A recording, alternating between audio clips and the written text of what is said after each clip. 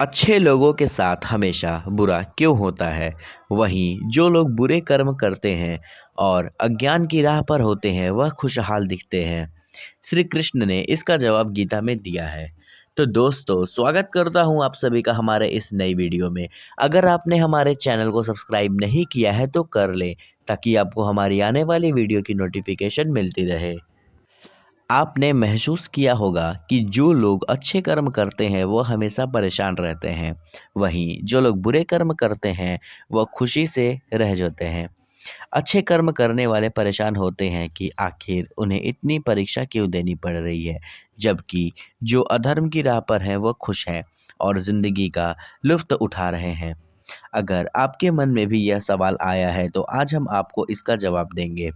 यह जवाब वो है जो भगवत गीता में लिखा है और श्री कृष्ण ने अर्जुन को दिया था। भगवत गीता में वर्णित कथा के अनुसार जब भी अर्जुन के मन में कोई दुविधा होती थी तो वो श्री कृष्ण के पास पहुंच जाते थे। एक बार की बात है, अर्जुन भगवान श्री कृष्ण के समीप आकर कहा कि वो दुविधा में है। इसका जवाब वो श्री कृष्ण से चाहते हैं। श्री कृष्ण ने पूछा कि क्या सवाल है। अर्जुन ने कहा, भगवान, मुझे यह जानना है कि अच्छे लोगों के साथ हमेशा बुरा ही क्यों होता है, वहीं बुरे लोग खुशहाल दिखते हैं। अर्जुन ने मुंह से ऐसी बात सुनकर श्री कृष्ण मुस्कुराए और कहा, मनुष्य जैसा सोचता है और महसूस करता है वैसा कुछ नहीं होता, बल्कि अज्ञानता की वजह से वह सच्चाई को नहीं समझ पाता है।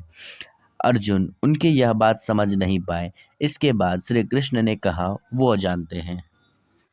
श्री कृष्ण ने अर्जुन से कहा, पार्थ, मैं तुम्हें एक कथा सुनाता हूँ। उसे सुनकर तुम समझ जाओगे कि हर प्राणी को उसके कर्म के हिसाब से ही फल मिलता है।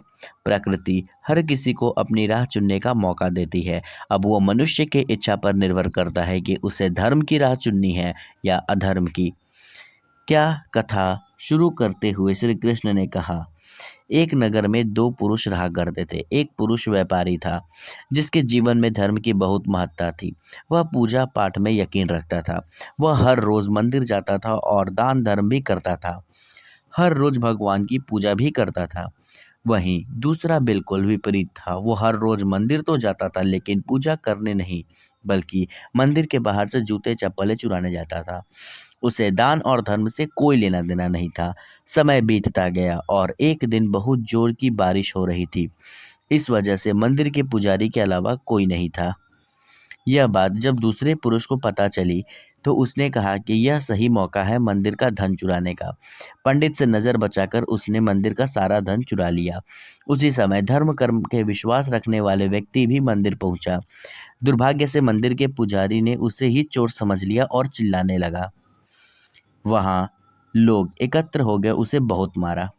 किसी तरह वो बचते बचाते वहां से निकला तो दुर्भाग्य ने उसका साथ वहां भी नहीं छोड़ा। मंदिर के बाहर एक गाड़ी से टकरा गया और घायल हो गया। फिर वो व्यापारी लंगड़ाते हुए घर जाने लगा तो रास्ते में उसकी मुलाकात उस पुरुष से हुई जिसने मंदिर से धन चुराया था। उसने कहा, आज तो तेरी किस्मत चमक गई, एक साथ इतना सारा धन मिल गया। यह सब देखकर उसे बहुत बुरा लगा और उसने अपने घर से भगवान की सारी तस्वीरें निकाल दी। कुछ सालों बाद दोनों की पुरुषों की मृत्यु हो गई। मरने के बाद जब दोनों यमराज की सभा में पहुंचे और भले पुरुष ने दूसरे व्यक्ति को देखा तो उसे बहुत गुस्सा आया। उसने क्रोधित होकर यमराज से पूछ ही लिया, मैं तो हमेशा अच्छे कर्म करता था, दान में विश्वास रखता था, उसके बदले जीवन भर मुझे अपमान और दर्द ही मिला। इस व्यक्ति को नोटों से भरी पोटली, आखिर ऐसा भेदभाव क्यों? इस पर यमराज ने कहा, पुत्र, तुम गलत समझ रहे हो। जिस दिन तुम्हारी गाड़ी से टक्कर हुई थी वह दिन तुम्हारे जीवन का आखिरी दिन था, परंतु तुम्हारे अच्छे कर्मों की वजह से तुम्हारी मौत सिर्फ एक छोटी सी चोट में बदल गई।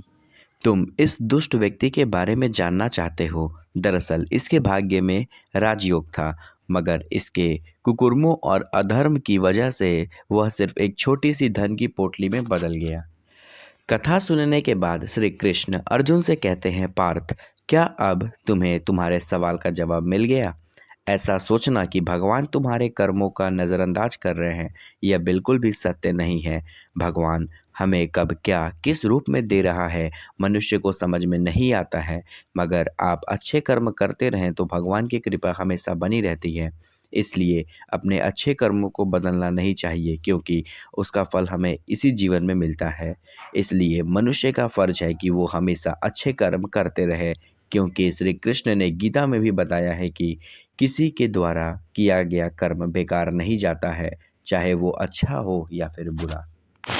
तो दोस्तों, उम्मीद करता हूँ कि आज की वीडियो से आपको ज़रूर कुछ नया सीखने को मिला होगा। तो अगर आपने अभी तक हमारे चैनल को सब्सक्राइब नहीं किया है तो कर लें, ताकि आपको हमारी आने वाली वीडियो की नोटिफिकेशन मिलती रहे।